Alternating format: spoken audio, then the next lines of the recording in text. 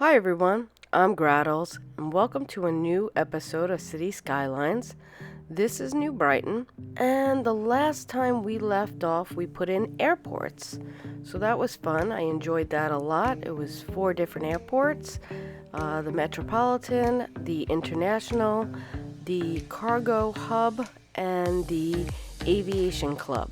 So if you're new to my channel and you don't know what I do Let's Plays, tutorials, tips, tricks on City Skylines, and I do play a couple of other games as well. And hit that like, subscribe, comment, and share. So today we're going to go ahead and go down to the new tiles down on the bottom. We have 3 tiles. That is the last of the 9 tiles we get with console. And we're going to put in a highway interchange over here to fit the needs of this area. So it's going to be rather large and unique. It's kind of like a trumpet stack. It's a little bit of both.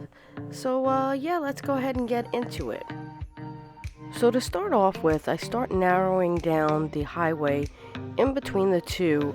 This helps with lane mathematics as well as fitting the pillars that have to go in between the 2 highways.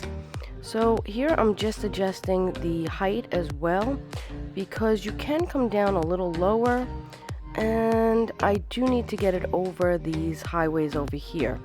So I start off by just putting it from the center out, because that's the way they're going to have to connect, and then I have to connect that up and over the other one. So here I'm just doing the curve and trying to get it to fit underneath. Now it didn't work at first, so I came down just a bit and decided to come underneath. So this way I knew the height in which I had to be, and then connected the 2 together. So I do it on both sides, and then I will go ahead and connect. So I just use the curve and connect it, and it snaps into the height perfectly.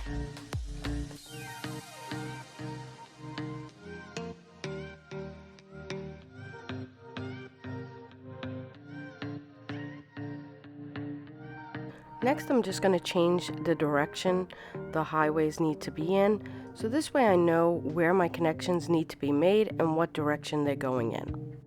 So next, I'm just seeing where I'm going to run my ramps.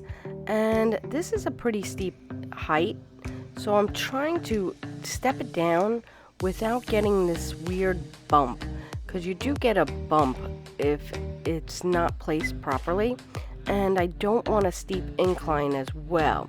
So I kind of have to play around with this for a little bit until I can get it just perfect.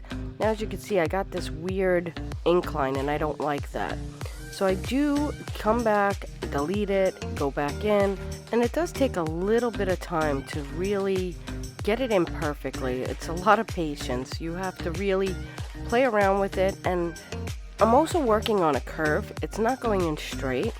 So with the curve, it's super hard to get this step down and curve at the same time to kind of just come in at a nice angle and without that big ramp coming down.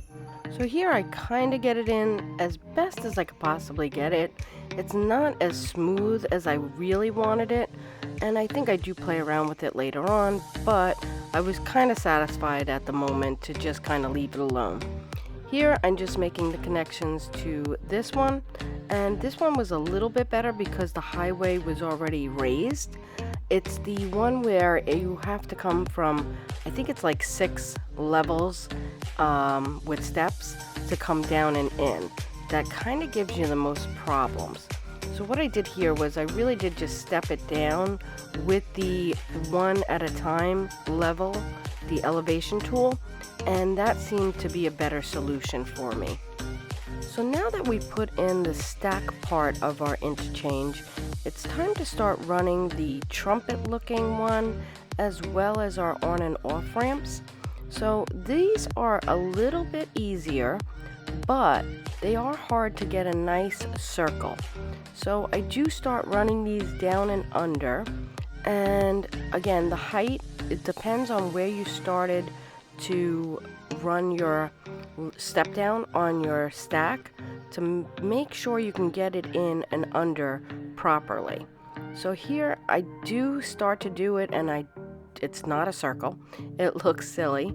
So I do start playing around with going from both sides, trying to make a proper circle.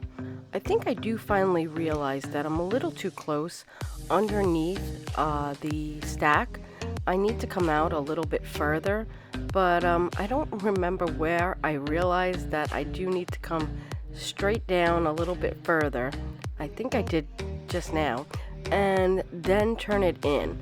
But it's still very difficult to get that nice symmetrical curve going in, and also getting that incline from going down to there perfectly. It's super hard when you're working on a curve and an incline at the same time, but you know, it's console and you have to try to make it work, and yeah, eventually I think I get it in pretty good. So here I'm just running the other side, and again, you have to go through and under these stacks just properly. And if you don't get it just right, I think the level was off here, you have to constantly play with it. So I'll let this speak for itself and jump back in the next part.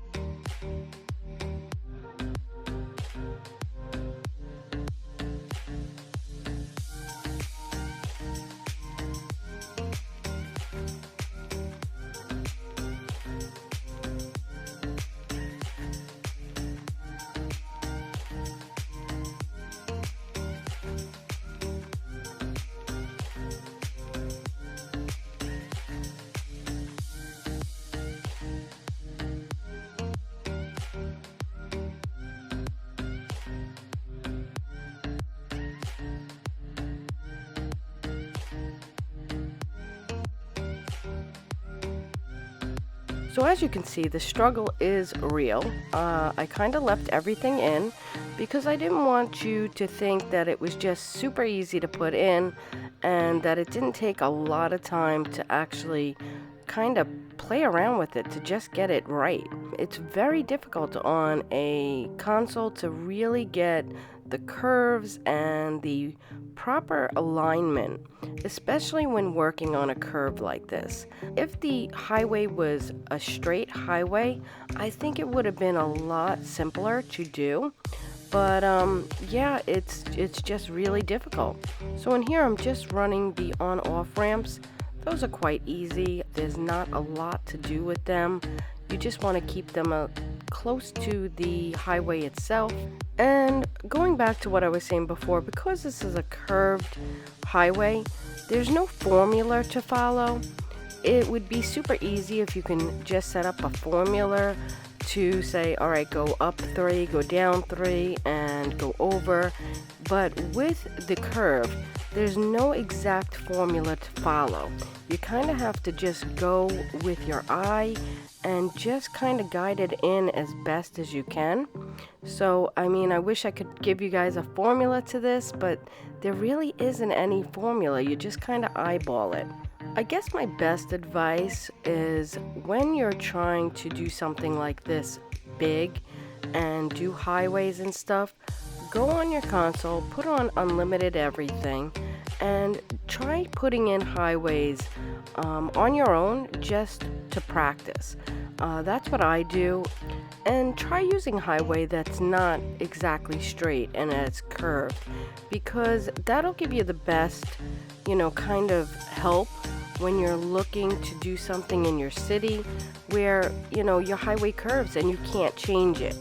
So that's the best advice I can give you.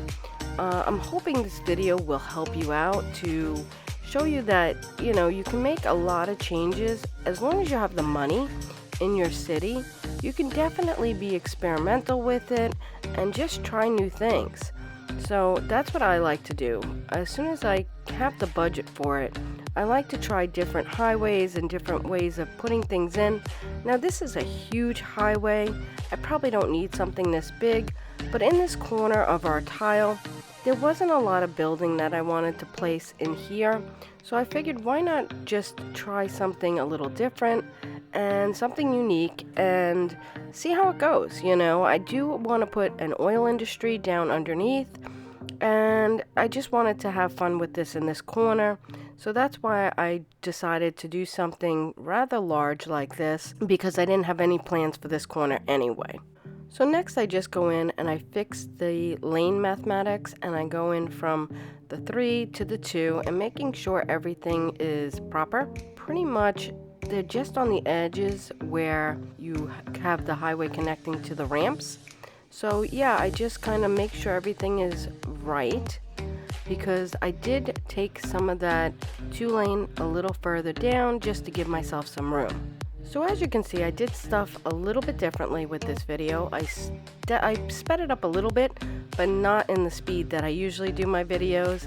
And I just wanted you guys to see the real kind of time of putting in a highway that's a huge monstrosity, and give you an idea how I do it.